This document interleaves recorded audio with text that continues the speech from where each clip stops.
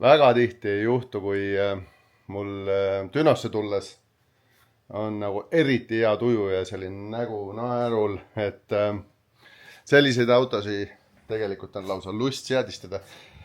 Küll konkreetsel autol on siin vana tüübi Aldech, selline, kus kõik on veel selline analoog ja ehitatud tollel ajal, kui mammutid veel elasid. Aga see pole oluline. Ikkagi äge auto, ikkagi äge Eku bränd, lihtne seadistada, võin kindel olla, et see, mis ma sinna sisse panen, see ka tulemuse annab ja ma saan öösel magada. Konkreetne auto oli ju meil töökojas, mida te olete siin varemates saadetes näinud ka, 8 AP käiguasti paigalduses. Tegemist on Nissan Skyline R32 GTR-iga, millele kunagi aastakümneid tagasi juba on rool tõstetud vasakule ja selle auto ajaloo võiks tegelikult autoomanik meile kõigile ära rääkida ja ma tean seda, et ta tuleb täna siia. Me hakkame siin käiguasti tessima koos ja siis siin vähe seadistama ja siis vastavalt siis kliendi soovidele mingist funktsioone seadma. Ja laseme tal natuke äkki rääkida sellest autost täpsemalt, kus ta selle sai, palju selline auto üldse kunagi maksis ja mis selle autoga tehtud on läbi ajaloo. Nii et mina hakkan seadistama, kräunutama ja ootame siis Joonas ära ja kuulame siis juba seda ajalugu ise.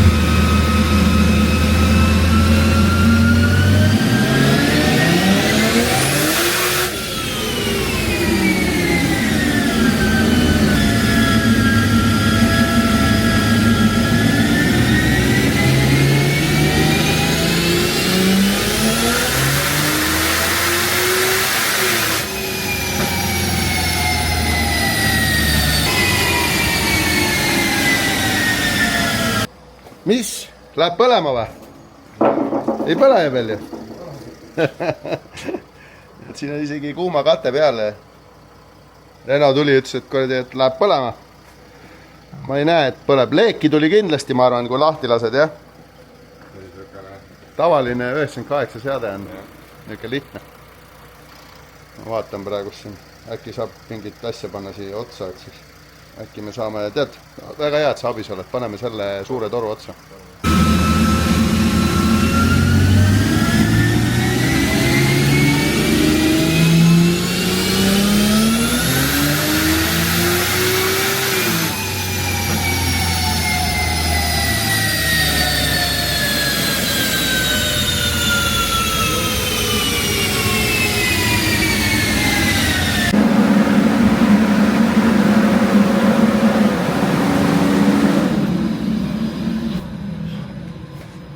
Noh, 500, mis on 10 hobujõudu ja 600 newtonit ratast, 98 kütusega, 1,3 barri boosti, 4 ratast, selles mõttes, mitte tagaratast. Et tipp-topp, see oligi eesmärk, siin on praegu summuti pütt on oluliselt väiksem ja peenem kui sellises rajasetapis, sest see ei lase rohkem kui 1,3. Piigib 1,4 barri ja sealt rohkem ei tule, aga siis kui sõidetakse etanooliga, teine pütt alla, boosti nupp target ülesse, 1,8 barri ja 1000 hobujõudu. Et tegelikult on see RB30 ikka väga eeskujulik ja ilusa häälega mootor. Okei, ta on selline ridamootor, mis on selline alt otsast veidikene laisk, on ju. Aga kui seal nagu 4000 pluss tuleb, siis hakkab elu ikka korralikult pihta. Aga ma söön kõhu täis, teen väikse lõuna ja siis hakkan juba seda 8 AP-d näppima, sest praegu hetkel on ta vähemalt nii palju eeskujulik, et sidurid ei libise, käigud töötavad, torque reduction ka töötab, et nüüd on vaja panna need käigulülituspunktid õigesse kohta, nii tänavaseades kui ka siis põhjagaasiga ja proovida siis transbreiki ja igast muu seaded, et ma veel ootan seda Joonast, kes lubas kell 12 tulla, kell on 12:30, et siis räägib natuke sellest auto ajaloost ja tehnikast ka. Tegin siin vähe katseid ja kuna praegu on hetkel pandud, et 700 on see 8 AP käiguhästi maksimum, ütleme siis käigulülituspunkt, aga mootor käib 8300, siis ma pean selle punkti üles tõstma, et näha, kas düno mõõdab ilusti lõpuni ja kõik on hästi. Sest praegu ta vahetas ennem käiku, kui piiraja tuli. See peabki nii olema, aga ta võiks olla natuke väiksema erinevusega, nii et nüüd ma login käigukasti softi sisse ja muudan seal käiguvahetuspunkte ja siis saame viimase bensiiniseade graafiku kätte ja hakkame kastiga tegelema.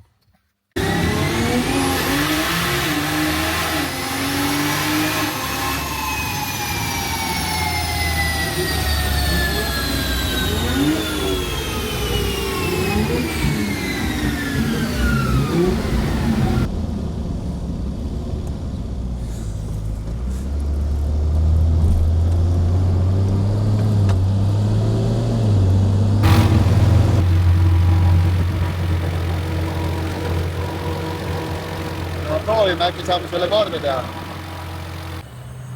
Äkki saame korda teha, kuule, kui meil oleks millegi kätte saada seda. See on siit.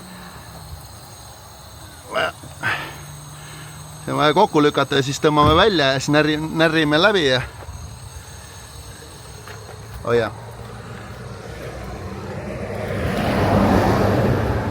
Ai, kuum on raisk. Kus see niimoodi ära sulas? Ai. See on selle jupi, aga vaata, see on siia sisse sulanud. See ots on koos, näe. Kõik oleks nagu äge, aga ma ei saa seda siit kätte ennem, kui me läheme ikkagi vist tagasi. Sul tööriistu pole?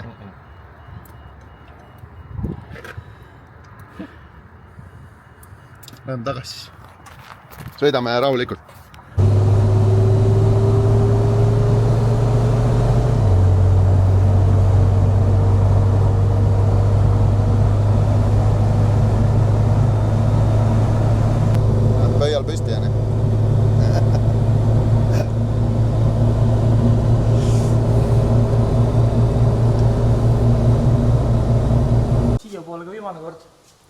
Võib-olla liikus tagasi, vaata ka midagi.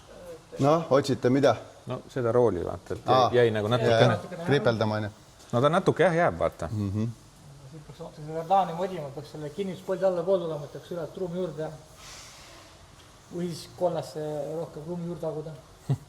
Seda ei ole hea mõte. See on roostapa sõidab minna ju. Vooliku sai korda? Tõnn tegelikult. Paneb selle mase. Kuule, lubame. Ma ütlesin ka, et kurat hiljaks sa jäid, aga noh, mis tea. No ju see oli vaja raha teenida. Räägi nüüd ära oma autosaaga. See on nüüd R32 GTR on ju aastast 90. Millal sinu kätte tuli? No 2006 toodi see Eestisse. Ühed esimesed 3 GTR-i. Üks oli nendest see auto. Ja tegelikult päris algus oli niimoodi, et mulle sõber Madis ostis selle ära ja siis mingi pool aasta hiljem tegime ta ikkagi kauba, et saab mulle, raha sulle, saab auto mulle. Auto oli heas korras või? Auto oli väga heas korras. Ilus silepill.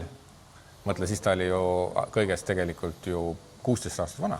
Ja, tollel ajal ta oli ikka väga värske. Noor tüdruk. Ja jumala hea hinnaga oli tollel ajal. No jah, et kusjuures mingi aeg hiljem 2009 ma arvan isegi olid veel parema hinnaga. Korraks peale. Aga noh, ta oli ikkagi hea hinnaga. Nii ka kui USA turg lahti läks. Ja, siis kui nad said juba 25 vanaks vist. No ja siis ega siis sealt peale vaikselt saigi, sai rooli hakatud ringi tegema, sest et algselt ei olnud võimalik Eestis arvele võtta muidu. Naljakas on see, et kuradi vaata, see oli veel tollel ajal, kui rooli sai ringi tõsta, said selle legaalseks teha. Täna see ei ole mingit varianti ka, aga vähemalt sa saad parempoolse roolina arvele. Ja. Ennem ei saanud. Just, ja siis oligi tegelikult selle ümberehitusega täpselt niimoodi, et ma sain ta umbes siis valmis, eks ta mul venis pikalt muude elu põhjustega ka. Kui tegelikult oli keegi vedas siis Maanteeameti kohtust läbi ja tegelikult oleks saanud juba võtta arvele ka parempoolsena, aga mul oli juba enamus tööd tehtud. Ja siis saigi ära lasta kontrollida Nissani esinduses ja saime mis aastal see oli? 2013 või? Midagi sihukest. Ja siis vist kas 2013 või 2014 saigi teda hakatud siis ju sättima, et Altex sai sinna kohe pandud peale ja siis hakkas mingi hetk oli RB30. No see oli veel hiljem, on ju? See oli ju siis, kui meil oli variant mootor maha müüa. Ja siis oli täpselt variant, et Austraaliast tuli 3 plokki siia Eestisse tänu Markusele. Ja siis ma sain ühe nendest nagu endale ja siis ehitasime siis selle RB30. Ja siis juba kui ütleme RB26-ga me tegime mingi 500 jõudu. Jah, oli pöördemootor oli. Siis siin me tegime selle pea niimoodi, et on RB25 pea, ehk siis nukk pöörab, siis laskenukk. Ehk siis powerband on palju laiem ja palju paremini sõidetav, sest ütleme, RB26-ga oli alla 4000 pöörde, ei ole üldse midagi toimunud. No kui täna veel kasutaks tänapäevaseid turboid, mis on juba 10 aastat uus tehnoloogia, siis saaks veel paremaks selle powerbandi. Kuigi see mootor käib siin 8300, tegelikult ei ole väga paha. Ei jah, see tegelikult polegi vaja, aga me selle tegelikult ju tõstsime ühe korra ainult sellepärast üles, et miili peal saaks 3 sotti kätte. Et tegelikult ma arvan, et reaalselt üle 7 tonni polegi vaja, sest et ja seda enam nüüd uue kastiga on ja see käike on palju, siis polegi vaja lastana, sest tal juba jõud tuleb vist 4000. Ja puust ei kuku ära. Jah, ja jõud vist oli mingi 4000, ma ei tea, 500 peal on juba enamus jõud. Et tegelikult see 7 tonni on igal juhul piisav. Eks me vaatame, kuidas tegelikult see kast väga ei taha pöördeid, et eks see on ka siuke asi, mida saab nagu näha. Ja eks siis ju ega ma olen ikka iga aasta üritanud vähemalt ühel võistlusel käia ja ringrada sõita. Aastas ikka 500 kilti sõidad ära? Ma arvan, et heal aastal olen isegi 5000 sõitnud. Heal aastal? Ma ei ole näinud aastaid juba seda sõitmas nii palju. No jah, aga läbisõit on 130 000 ja ta oli 100 000 alguses. Okay. Nii et üks aasta, tegelikult peaks ülevaatust selle andmete sellest näitab. Sealt näeb ära. Võib-olla mõni üksik aasta, kus sai vähem või üldse mitte väga sõidet. Aga nüüd 8 HP, kuidas on? Esimene mulje? Ei no, esimene mulje vastab teoreetiliselt, mida ma ootasin, on ju, ja tegelikult super, et ma arvan, kui me veel nüüd seda veel natuke seadistame, kulutame neid kilomeetreid, siis ma arvan, et ta saab ikkagi väga heaks. Praegu oli tegelikult suht eeskujulik, aga meil see turbolõdvik sulas seal ära või see juhttoru solenoidil ja meil jäi sõit pooleli, aga nüüd Magnus siin teeb väikse remondi ja siis lähme proovime korra veel, sest meil on suts veel aega, jõuame veel äkki veel väikse tiiru teha. Ja. Siis sa saad ise pikemalt sõita, paned kõik head ja vead kirja. Anja? No, täna tuleb sõita, homme tuleb sõita ja laupäeval on võistlused, nii et... No, see väike träägel. Kuule, aga ma proovisin seda launchi asja ka, seda proovisin natuke, siis ta täiesti panebki täitsa vabaks selle käigu, aga nüüd tuleb seda hakata vaatama, kuidas seda toimima saada. Võib-olla, kui sa tahad 11.9 sõita, ei ole midagi vaja, lihtsalt lähed minema. Ja... Just. Ma arvan, et see ongi, sest ega ma manuaaliga ka põhimõtteliselt läksin lihtsalt minema ja tegin oma väikse sõidu ja pärast nii kulgesin seal lõpuga. Kui see etanool on sees sellel paagis ja puust läheb sinna kõrgele, sinna, kus vaja on, siis siin on ju tohat hobujõudu, et sellega sõidad see kõik turvaindeksid lõhki, siin peaks olema turvakaared, traksid, lülitid, ma ei tea, mis asjad ja sõitma, mida sõidab 9 kindlasti Lõtva sõidab 9. No, ma arvan, et selle kastiga, ma arvan, on ikkagi 9 keskel ikka. See on ikka võimalik, jah. Praegu ma arvan, et kui sa lähed sellega, sõidad niimoodi rahulikult kohalt minema, sa sõidad sellega 10 ka, ma arvan isegi ära, kui selle sama bensiiniseadega. Sest tegelikult see käigukast annab ikka suure eelise. Jah, see väga palju annab eelise. Ja vaatame, mis mehed teha. Teed metalltoru teinud või? Kus see ära sulas selle koha peal, ma ei saa aru? Meil on sama mure see aasta. Oli, jah? Täpselt sama mure. Panen metalltorud peale siis? Pead pikendasime jätkab nagu turust. No rallikrossis on kõigidel metall, kõikidel, sest et seal on kord lõke on kapoti all. Ei ole varianti ka.